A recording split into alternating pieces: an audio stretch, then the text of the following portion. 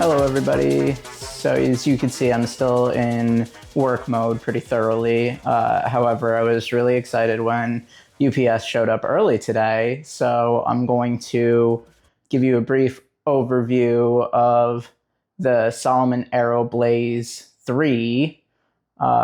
Give a just quick breakdown. Then I'm going to go run a little bit later in the day. All right, so as you can see, I'm in full work outfit. If anybody's a remote worker, they'll understand. And if you're not, this is what we look like. You know, all dressed up on the top for Zoom calls and all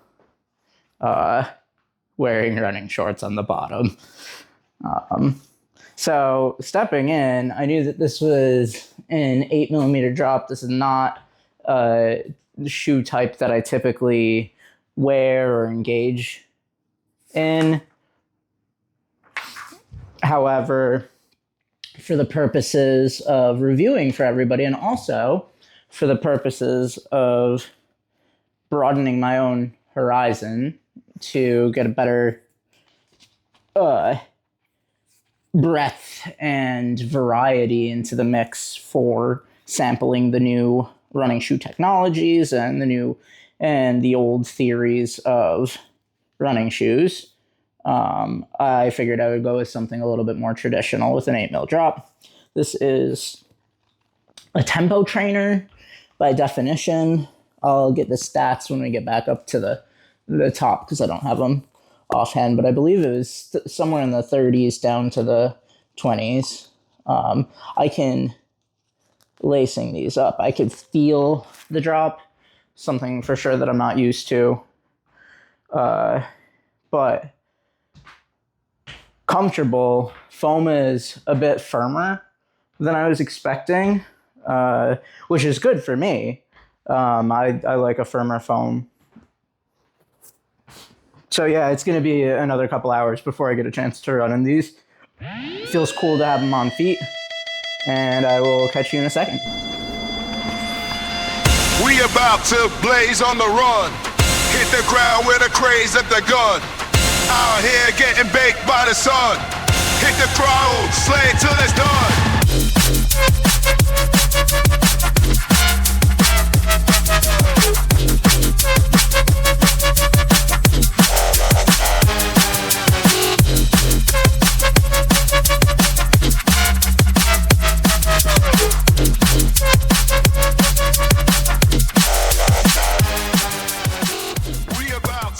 What's up, everybody? My afternoon runs are always miserable. It is very hot here. I've stopped checking the temperature. I simply don't care. This one was particularly warm, very sunny as well. It's amazing what the sun being out versus the clouds protecting you, the difference that it makes and how roasted you're getting. But doesn't matter. We're back with the Salomon Aero Blaze 3. This is, in my opinion, a very stylish looking shoe, and it's subtle. It's a lot cooler looking in person than on the internet, and it comes down to this very subtle yellow, like, fabric that's woven into the upper, or like not woven per se, but the yellow mesh underlays throughout there. It's really cool. So let's dive right into it. We'll go over the upper, the midsole, how it fit, and get some stats thrown at you, and then I'll jump into how it felt out on the run. So first things first, engineer mesh with a little toe bumper here. This reminds me of Hoka for some reason. Like the Clifton, I think. And it's got a nice lacing system. They threaded the laces in sort of backwards. It was really weird cinching them down. It makes no difference whatsoever in the function of the laces, and it's hard to even, it doesn't look like they're laced in backwards or wonkily, but they certainly are, so tightening it was strange. It's got a nice padded tongue. which is not gusseted for those who care about that sort of thing. I have a whole like rant about gusseted tongues. I don't know why people care so much about them. I do not care about a gusseted tongue. I know that some people do though. So I'll always like, if I don't say something, it's probably not gusseted, but feel free to ask in the comments and I'll reply if I forget to mention that. But this one is not a gusseted tongue. It did not wiggle around because, you know, it's just easy enough to get a tongue not to do that, especially in a daily trainer setup like this. Then it has a very padded heel. I mean, not excessively padded, but it's padded enough. It's very comfortable. It is like semi-rigid due to the padding up here, and then it becomes more rigid with probably what's like a cardboard piece or something around the very bottom of it, which is a good setup, a reliable one. It has a really blocky, like flattened off foam end where it's the Energy Evo foam where it says that. It's just like a square that's flattened off. I'm not sure about that design decision, but you know, what are you gonna do? Then midsole is all that Energy Evo foam, which is this really nice EVA and PIBA blend. And when you hear EVA and PIBA blend, or at least when I hear EVA and PIBA blend, I always jump to Fuel Cell by New Balance, which this could not be further from that. This is good, and it's firm too. It's like the exact opposite. Picture you take Fuel Cell and throw it away. Now picture a completely different foam that's firm, bouncy, and doesn't degrade instantly. That's this foam. It's really nice. And then on the outsole, you sort of have a ring of rubber going around the whole thing. So for people that are deep heel strikers or tear up their outsoles, that's pretty unlikely in something like this. Obviously, I've only gotten 6 miles on it because I just ran in it once. I got it today. But there's also a big landing patch throughout the middle here of rubber. It was actually surprisingly, I mean, it's dry, so it's not like I could give you a super in-depth evaluation of how the rubber performed, but it was grippier than other shoes in the dry that I've run in recently.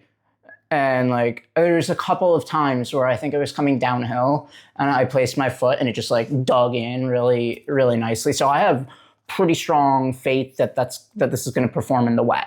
I don't know that, but I'll let you know when I do.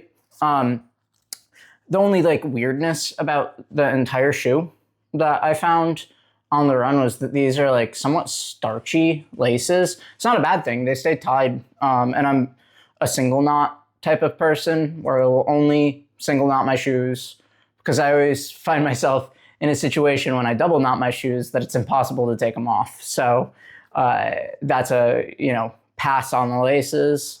So what about some stats? Let's get these bad boys weighed up. It really does look nice in person, the shoe. I think it's one of the nicer looking shoes that I have. It's not, you know, revolutionary or anything, but let's see. What does this weigh? 230 on the dot, and 230 on the dot. That's the best QA I've ever seen. Not least of which because their stated weight was 230 grams. That's what the website says. So that's pretty crazy. They didn't give a stack height on the website on Running Warehouse yet because they do all their measurements in-house, or on the Salomon website. So we're flying a little bit blind on the total stack, but it's an 8 mil drop. And it feels like, right, okay, so this foam right here does not come up this high. It comes up to there. Right, if I could, this is an essence. This is not scientific at all. But like I'm pinching where I believe proprioceptively my fingers should be touching my thumb through the shoe. So I have my thumb in here. I'm reaching the heel cup, and it feels like where my finger should be clamping the bottom of my thumb is at the very tip of this finger. So that's where your heel would be sitting, is right about there. So that being said, it's, I don't know, it felt like maybe around 32 down to 20, what is that, 24? In that range, maybe like a 30 down to 22. Don't know. And the only reason I say that, it's the heel felt actually pretty high, and I think that the sidewalls added a decent amount of stability to this, perhaps even more than I'm used to, but not in a way that felt intrusive. The forefoot, though, did feel a bit thin, and that was the prevailing sort of sentiment that I had on the run. I was constantly looking for a little bit more forefoot. And that could be very well down to the type of runner that I am and my to-date experience with running shoes on the market. This is the first 8mm drop shoe that I've owned and intend to keep. I did briefly own the Super Blast and returned it because I kind of detested that shoe. It just did not work for me at all. I know, blasphemy, right? But I know some people will really agree with that, and some people will really disagree with that. But so I sort of, brief history of me is I wore off running in 8mm drop shoes because I didn't think that they would work for me. I think that it has a very much higher chance of not working for me because as a mid to forefoot striker, it doesn't feel right to have a massive block of foam under my heel. It feels like it interferes, or it can interfere with my natural gait cycle at slower paces. At faster paces, I'm picking my legs up enough to the point where it doesn't matter a whole ton. But when it comes to like slower, more relaxed miles, part of the reason the Super Blast didn't work for me was because that heel was so, I mean, this is one thing, right? I was demonstrating or displaying how deep the sidewall goes in here. The Super Blast is like a giant, like you glue a baseball to this on the heel and add stilts protruding out of the heel. And it's really like, for me, I think it might actually be, and this is a learning experience for me. Like this was a really comfortable ride, and I was fairly surprised by it due to my experience in the Super Blast. And I think it actually might have less to do with the heel height in the Super Blast that I didn't like, and more to do with the protruding, like posterior heel flare. On the Super Blast, they took a bandsaw and just trimmed it right off. Completely, you can't see, I mean, you can from this angle a little bit. This is completely flat. It's like a machete to it, which I think probably was to the shoe's benefit more than its detriment. I really like the way that this, that the heel felt in this. That said, if you are a forefoot striker, this heavily incentivizes landing on your heel, and actually more way than one. It feels like, so there's this whole channel down here. It feels like you get even like a floaty sort of feeling, like a levitation thing going on, where you're landing around the heel. Where you're landing here, your heel is pushing into it. It's almost like a Nike Air situation without there being an Air pod, just using like the geometry of the bottom of the midsole and outsole combination. And it doesn't have the, like, I don't know, and then it has this like channel here, which I'm assuming would, if there was like mud or something that gets stuck in here, would allow it to flow out. I think it's a really well designed shoe bottom, or at least on the first run. That's how I feel about it. It, at first, when I was running like the first 2 miles in this, I felt like it had a duality of character behind it, where it felt very floaty, very nice and relaxed at like whenever I was deliberately landing on the heel or even the midfoot, like maybe up until about here, if I was landing up until there, it felt very like anti-grav sort of, not very propulsive necessarily, but as if I wasn't experiencing the impact forces of running, which I naturally would experience. At faster paces, the forefoot feels snappy, but it feels a little low, right? So I do think, for me, this would work better if they added a couple more millimeters of foam under the forefoot. Now, I am not every runner. I do tend to land a little bit further forward. And so for most people, this is probably designed way better than the changes that I'm recommending. But again, I'm kind of nitpicking here. That was at first I also got a little bit of hot spots. Like I'm also pretty beat up right now. This is a very high mileage week for me. I'm in another growth spark or hold on. These dogs know that if they circle me and like sniff me and just be near me for long enough, that I'll let them outside. Looks like a golf ball under here too. I'm not sure what that does, but yeah, it's like golf ball textured.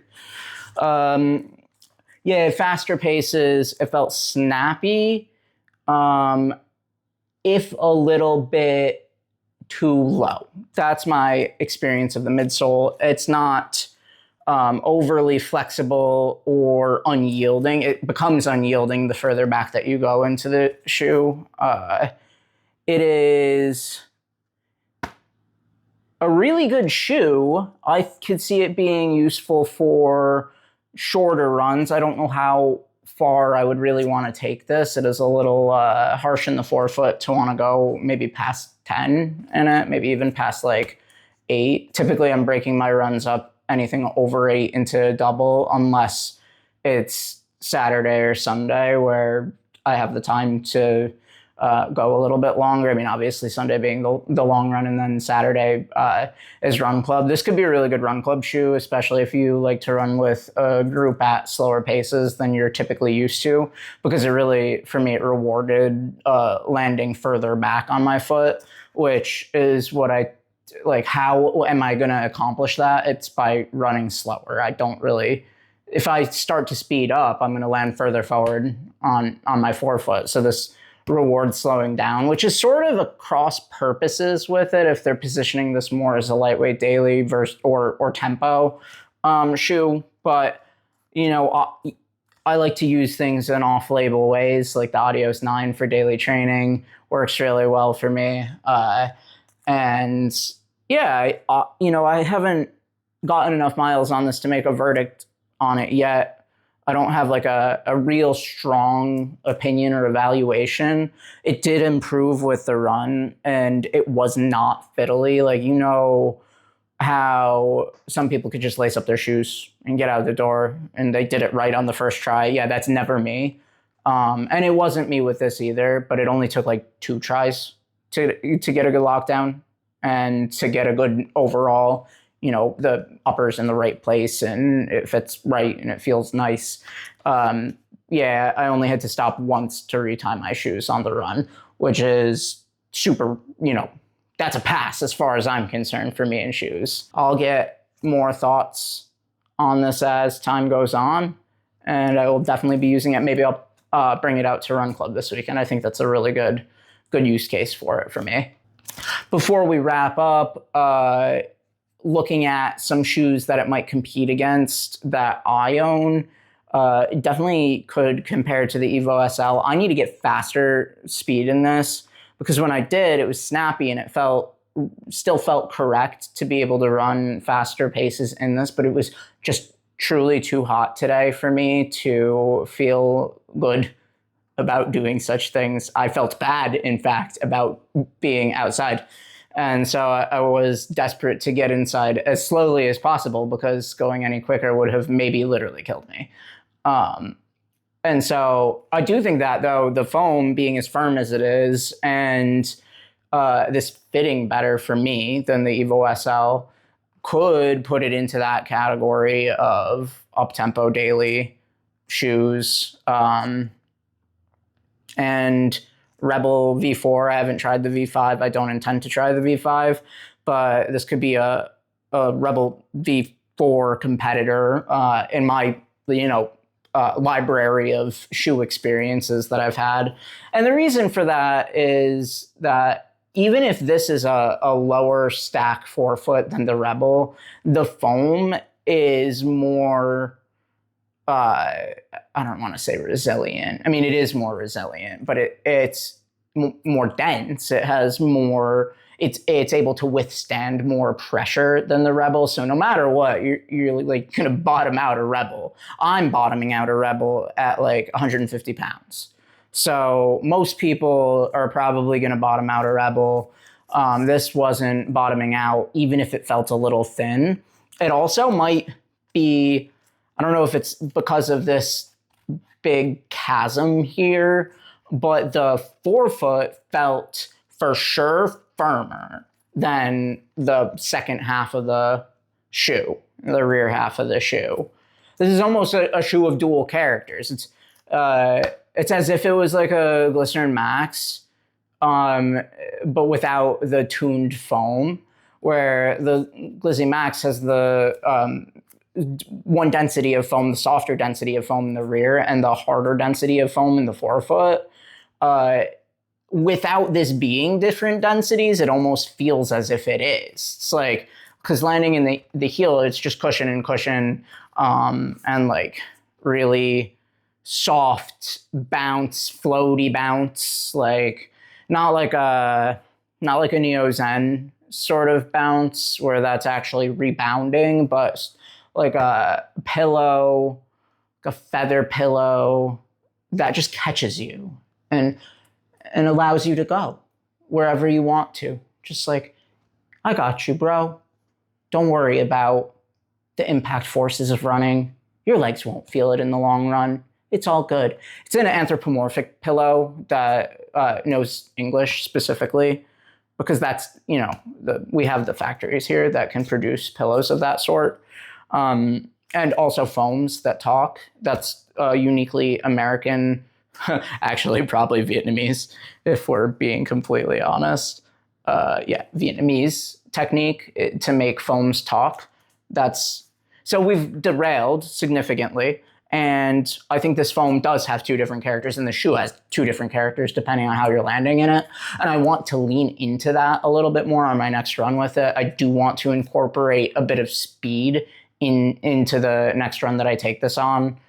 Probably at the end of Run Club, just like get out for a couple of miles on my own and let it blast, because it feels a lot different in the forefoot than it does in the heel. But I can't give you enough information on that yet, simply because of the how much I was in pain earlier. So I appreciate your attention. I will look forward to telling you more about this shoe over time. Leg on the run, hit the ground with a craze at the gun.